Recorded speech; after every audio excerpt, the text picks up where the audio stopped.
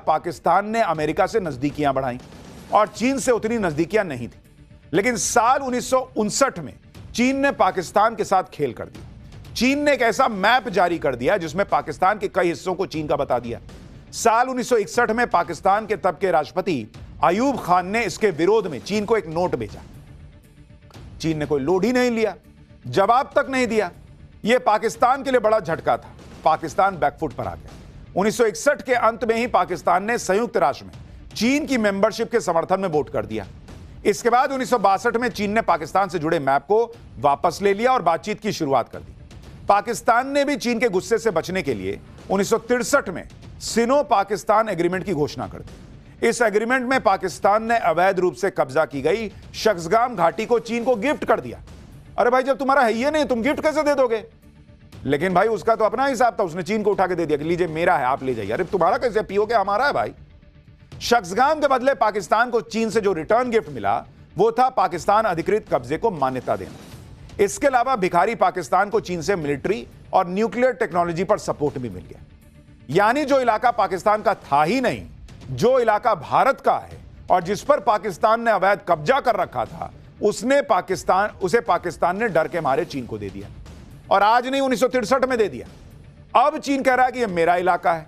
लेकिन army chief general Upendra Dwivedi ने यह साफ कह दिया कि भारत ना तो तुम्हारे 1963 के एग्रीमेंट को मानता है, ना ही चीन पाकिस्तान के आर्थिक कॉरिडोर को मानता है।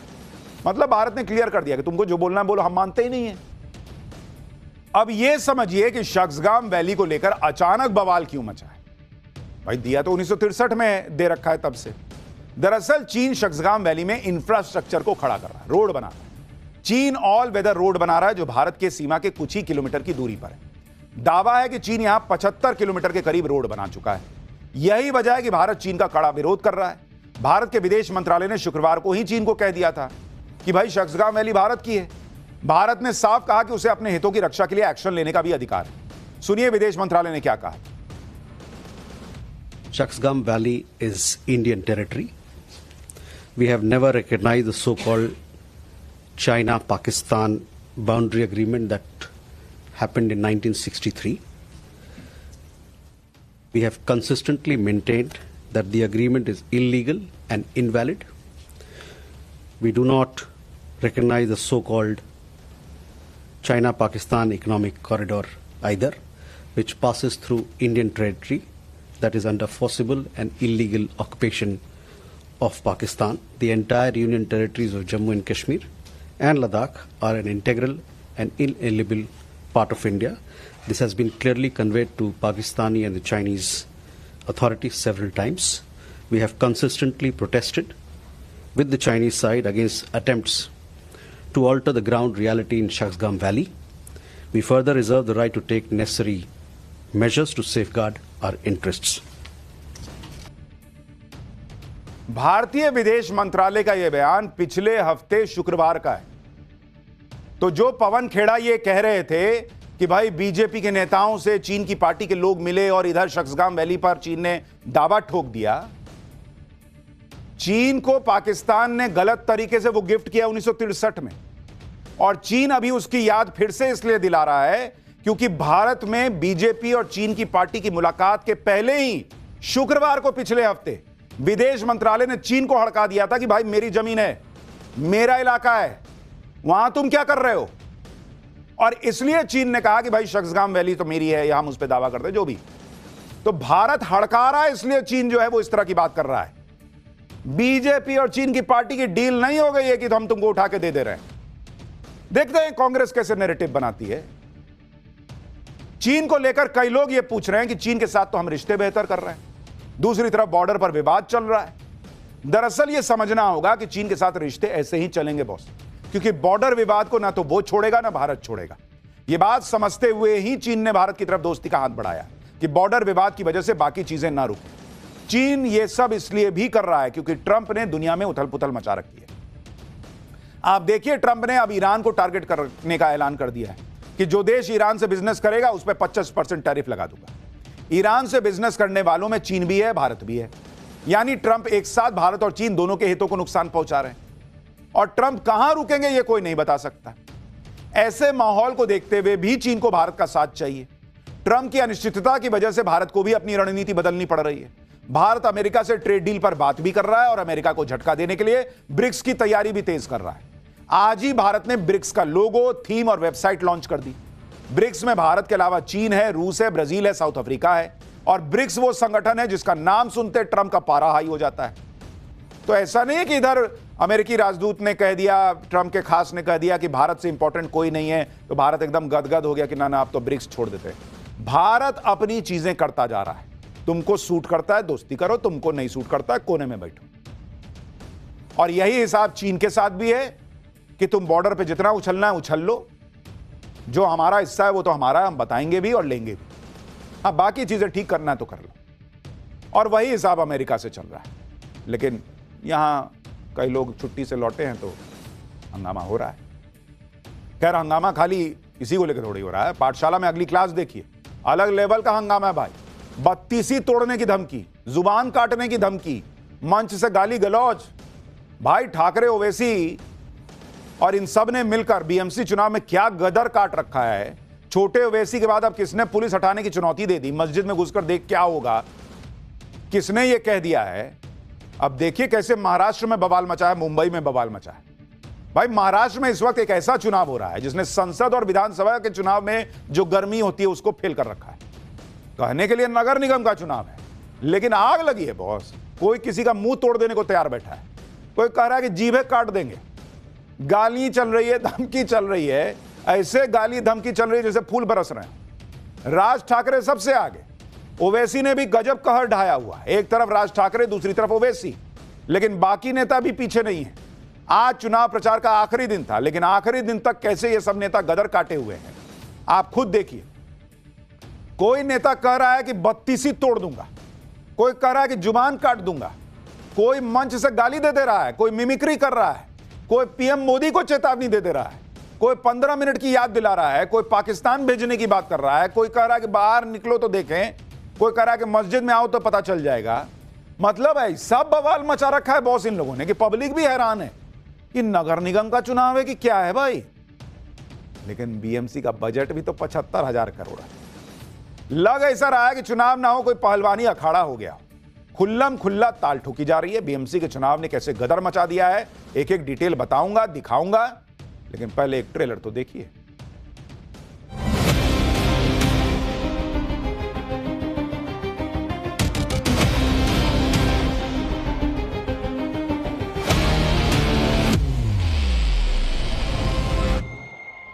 पूरे ये समझ रहे कि 7 शेर को घेर लिए तो कुछ होता।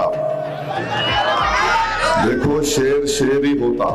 अबे मैं उत्तर प्रदेश का पटक दूंगा, 32 से बाहर निकल जाएगी, पता नहीं चलेगा कहाँ चला गया। झांसी की रानी को आंखों के सामने रखती हूँ और फिर मैदान में उतरती हूँ। जय श्री राम बोलने वाले ही हमको इस शहर में दिखने चाहिए।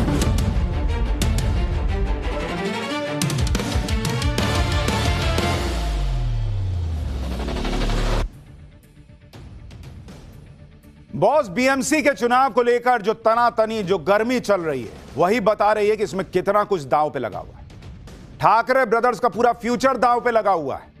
महाराष्ट्र में बीएमसी समेत 29 नगर निगमों के लिए 15 जनवरी को मतदान होना है और इसके लिए आज प्रचार का आखिरी दिन था। प्रचार के दौरान कहीं यह नहीं लगा कि यह नगर निगम का चुनाव है। एक से एक धुरंधर नेता प्रचार के लिए उतरे हुए थे। प्रचार के आखिरी दिनों में सबसे ज्यादा सुर्खियां समाजवादी पार्टी के नेता अबू आजमी ने बटोरी। अबू आजमी ने तो सीधे ओवैसी से पंगा ले लिया। सुनिए कैसे अबू आजमी ने पटक के 32 तोड़ देने की धमकी दे दी भाई ओवैसी को। सुनो नरेंद्र मोदी, देवेंद्र फडणवीस और अखिलेश यादव, मुझे भी मोम का समझ रहे हो क्या? तुम क्या अबू आसिम साहब की तरह मुझे भी मोम का समझ रहे हो क्या? तुम्हारी लौ से ये लोहा पिघल नहीं सकता। तो मेरे अजीज दोस्तों और बुजुर्गों, अब आएंगे समाजवादी के लोग, उत्तर प्रदेश से भी आएंगे और आकर सिर्फ एक ही का नाम लेंगे, दूल्हे भाई आकर ये बोलकर गए। ये औरंगाबाद वाला बहुत बात करता है। अबे मैं उत्तर प्रदेश का पटक दूंगा, 32 से बाहर निकल जाएगी, पता नहीं चलेगा कहाँ चला गया। एक एमपी लेके दंदनाते फिरते हो। मेरे पास 37 एमपी है, 37 एमपी की पार्टी। एक एमपी वाला पूरे देश में जाके इलेक्शन लड़ा रहा है। मेरी 37 एमपी की पार्टी नहीं लड़ाती इलेक्शन, क्योंकि ये पार्टी वोटों का बंटवारा नहीं चाहती। भाषा देख रहे हैं आप, अबू आजमी कह रहे हैं पटक के दांत तोड़ दूंगा। क्या भाषा है भाई। एक दिन पहले ही राज ठाकरे ने अन्नामलाई को गाली दे दी थी, उत्तर भारतीयों को लात मारने की बात कह रहे थे। अब खुलेआम पटक के बत्तीसी तोड़ने की बातें होने लगी हैं।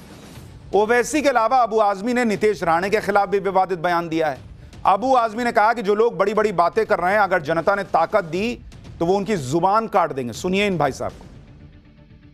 यहाँ का मंत्री बोलता है सर कि कुरान शरीफ पढ़ना है तो पाकिस्तान में जाके पढ़ो, बोलता है ना। अबू आसिम को ताकत दे दो, ऐसी बढ़ती हुई जबानों को नहीं काट दिया तो अपने बाप की औलाद नहीं। एक मंत्री है, नेपाली दिखता है, टिंगरा सा है, अरे बोलता है कि मस्जिद में घुस के मुसलमानों को मारूंगा। क्या हम हिजड़े हैं, क्या मारेगा तू? इतनी ताकत तेरी है, पुलिस को हटा दे और आप मस्जिद में घुस के देख ले क्या हालत तेरी होती है। खुलेआम धमकियां दे रहे हैं समाजवादी पार्टी के लोग। इधर महाराष्ट्र सरकार में मंत्री नीतीश राणे कोई पीछे हैं। नीतीश राणे पहले भी अपने बयानों से विरोधियों में आग लगाते रहे। अब बीएमसी के मेयर को लेकर नीतीश राणे ने जो कहा, उस पर भी बवाल मच गया। सुनिए नीतीश राणे। मुख्यमंत्री अगर हिंदुत्ववादी सोच के होंगे तो आपको यहाँ का मेयर भी हिंदुत्ववादी सोच का, मतलब आई लव महादेव वाला ही बिठाना है। इतना मैं आपको कह के जाऊंगा। जय श्री राम बोलने वाले ही हमको इस शहर में दिखने चाहिए। बाकी सब एक कुड़ी चालू हुए लगे, बाकी सब ये सब सर तन से जुदा वाले, ये सब आई लव मोहम्मद वालों को हमको वापस उनके पाकिस्तान में बैठे हुए अब्बाओं के पास भेजना है, इधर से उनको साफ कर देना है। यानी नेता कोई भी हो बॉस, बीएमसी के चुनाव में किसी ने कसर नहीं छोड़ी है। कह रहे हैं कि सबको उठा के पाकिस्तान में अब्बा के पास भेज देंगे। तो बीएमसी का चुनाव जीतेगा तभी भेज पाइएगा, अभी क्यों नहीं भेज रहे हैं? मतलब सब अपने अपने हिसाब से नैरेटिव बना रहे हैं भाई। बड़ी लड़ाई तो मुस्लिम वोटों के लिए चल रही है, क्योंकि ओवैसी पूरी ताकत से लगे हैं कि मुस्लिम वोटों में सेंध लगा दें। असदुद्दीन ओवैसी के साथ अकबरुद्दीन ओवैसी भी महाराष्ट्र में प्रचार कर रहा है। ओवैसी बीएमसी चुनाव के जरिए खुद को मुसलमानों का सबसे बड़ा नेता के तौर पर स्थापित कर रहा है। आप देखिए ओवैसी की प्लानिंग क्या है। ओवैसी ने बीएमसी चुनाव में सबसे ज्यादा मुस्लिम उम्मीदवारों को टिकट दिया है। एआईएमआईएम ने कुल 27 मुस्लिम उम्मीदवार चुनाव में उतारे हैं। मुंबई में मुस्लिम मतदाताओं की संख्या करीब 25% है। ओवैसी मुस्लिम महिला के मेयर बनने की बातें करते हैं, मुसलमानों को लीडरशिप तैयार करने के लिए कहते हैं, मुंबई में संभल और दिल्ली की मस्जिद का मुद्दा उठा देते हैं। ओवैसी जानते हैं कि अगर बीएमसी चुनाव में उनकी पार्टी ने अच्छा प्रदर्शन किया तो उनकी चर्चा नेशनल लेवल पर होने लगी। अगर उन्होंने मुंबई में सेंध लगा दी तो महाराष्ट्र में उनका विस्तार हो जाएगा। इसलिए वो मुसलमानों के सेंटिमेंट भड़काने में कोई कसर नहीं छोड़ रहे। सुनिए एक बार उनको। नरेंद्र मोदी की सरकार ने हमारे देश में वक्फ का काला कानून बनाया, जिसके जरिए से मस्जिद, दरगाह, खानका, कब्रस्तान को छीना जा सकता है। और मेरी बात याद रखो, खुदा ना खास्ता संभल की मस्जिद अब परेशानी के माहौल में आ चुकी है कानून बनने के बाद। क्या तुमने नहीं देखा कि दिल्ली में 100 साल पुरानी मस्जिद है, सर्वे होता है, मस्जिद कमेटी को नहीं मालूम, सर्वे हो जाता, और सुबह 1 बजे बुलडोजर लाकर उस मस्जिद की जो जायदादें थी तमाम को तोड़ दिया गया। सीनियर ओवैसी मुस्लिम सेंटिमेंट से खेल रहे हैं, मोदी सरकार पर मुस्लिम पर जुल्म करने का आरोप लगा रहे हैं। तो जूनियर ओवैसी यानी अकबरुद्दीन ओवैसी सीधे पीएम मोदी पर हमला कर रहे हैं। अकबरुद्दीन ओवैसी कैसे अग्रेसिव बयानबाजी कर रहे हैं, सुनिए उनको भी जरा। सुन ले मोदी, सुन ले मोदी भक्तों, सुन लो सुनने वालों, ना मैं अपना कलमा छोड़ने तैयार हूं, ना मैं अपनी कुरान छोड़ने तैयार हूं, ना मैं अपनी शरीयत छोड़ने तैयार हूं, ना मैं अपनी मस्जिद छोड़ने तैयार हूं, ना मैं अपना हिजाब छोड़ने तैयार हूं, ना मैं अपनी बस्ती छोड़ने तैयार हूं, ना ही मैं अपने मुल्क हिंदुस्तान को छोड़ने तैयार हूं। अकबरुद्दीन ओवैसी और भड़काऊ बयानों का पुराना नाता रहा है। अकबरुद्दीन ओवैसी ने ही कहा था कि 15 मिनट के लिए पुलिस हटा लो तो पता चल जाएगा कि मुसलमानों में कितनी ताकत है। और अब महाराष्ट्र में भी अकबरुद्दीन ओवैसी ने फिर से अपने भाषण में 15 मिनट का जिक्र किया है।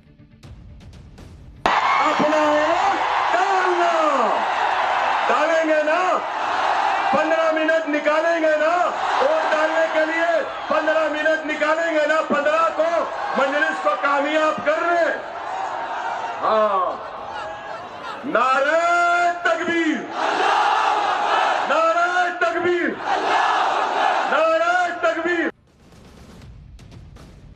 बीएमसी चुनाव प्रचार खत्म होने से पहले सारी लाइमलाइट अबू आजमी, नितेश राणे और ओवैसी लेकर चले गए। इधर ठाकरे भाई भी विवादित बयान देने में पीछे थोड़े ही हैं।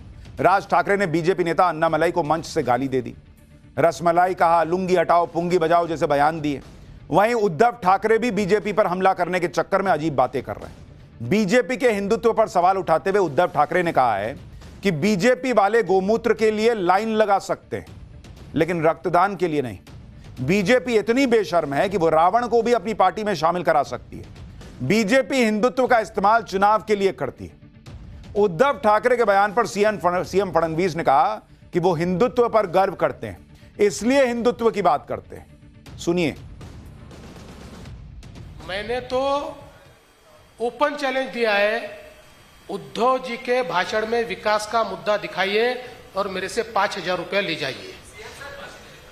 हमारे अगर भाषण आप देखेंगे तो उनको जवाब देते हैं हम। और हिंदुत्व क्यों नहीं बोलेंगे भाई, हमको गर्व है, हमारे हिंदुत्व पर गर्व है, वी आर अनअपोलोजेटिक, इसलिए हम हिंदुत्व बोलते हैं। लेकिन हमारी भाषणों में 95% केवल डेवलपमेंट होता है, वो डेवलपमेंट पे बोलते ही नहीं है। लोग भी कह रहे हैं कि क्या दिन आ गया है, बाला साहब ठाकरे की पार्टी के वारिस जो हैं वो हिंदुत्व से उनको दिक्कत हो रही है। उद्धव ठाकरे बीजेपी को हिंदुत्व के मुद्दे पर घेरने की कोशिश कर रहे हैं तो उनके बेटे आदित्य ठाकरे अलग ही लेवल पर जाकर पॉलिटिक्स कर रहे हैं। आदित्य ठाकरे ने सीएम देवेंद्र फडणवीस की नकल उतार दी। आदित्य ठाकरे ने जो मिमिक्री की उस पर सीएम देवेंद्र फडणवीस ने भी पलटवार किया है। देखिए जरा। आमची मुंबईमध्ये सत्ता येणार आणि सत्ता आल्यानंतर अध्यक्ष महोदय, मोदी साहेब, आम्ही इथून बांगलादेशाला काढणार, ये जलवा है मेरा, मैं आऊंगा। आता काही लोकांनी काल माझीच नक्कल केली, मला मजा येते कोणी माझी नक्कल केली तर मला आवडतं, मला काय प्रॉब्लेम नाही आहे। पण त्यांना हे समजायला पाहिजे, अरे नक्कल करता करता काकाच्या पक्षाची काय स्थिती झाली। उद्धव ठाकरे हो या उनके बेटे आदित्य ठाकरे हो, वो हिंदुत्व को लेकर बीजेपी पर अटैक कर रहे हैं। सीएम देवेंद्र फडणवीस पर अटैक कर रहे हैं। उधर राज ठाकरे को हिंदी भाषी और तमिल भाषियों को डराने धमकाने के पुराने काम में लगा दिया है। मराठी के नाम पर लोगों को धमका रहे हैं, उत्तर भारतीयों को धमकी दे रहे हैं, जबकि इस तरह की राजनीति को महाराष्ट्र लगातार नकार रहा है। पिछले साल भी राज ठाकरे की पार्टी ने मराठी भाषा के नाम पर उत्तर भारतीयों के साथ बदसलूकी की थी, जिस पर बीजेपी नेता बृजभूषण शरण सिंह ने राज ठाकरे को तभी चेतावनी दी थी। बृजभूषण शरण सिंह ने कहा था कि अगर किसी ने आह्वान कर दिया और उत्तर भारत के नौजवान राज ठाकरे से मिलने चले गए तो राज ठाकरे झेल नहीं पाएंगे। सुनिए तब उन्होंने क्या कहा था। मैं उनको कहता हूं कि उनको सद्बुद्धि आवे, उत्तर भारतीयों में बड़ा रोष है और अगर कोई भला आदमी आह्वान कर दे तो राज ठाकरे साहब आप झेल नहीं पाओगे। उत्तर भारत के नौजवान इतने आक्रोश में कि अगर किसी ने आह्वान कर दिया कि चलो आओ चले राज ठाकरे से भेंट करें तो झेल नहीं पाओगे। भाई बीएमसी का चुनाव है इसलिए जुबानी तोप गोले चल रहे हैं, लेकिन अगला चैप्टर देखिए, वहां पाकिस्तान बॉर्डर पर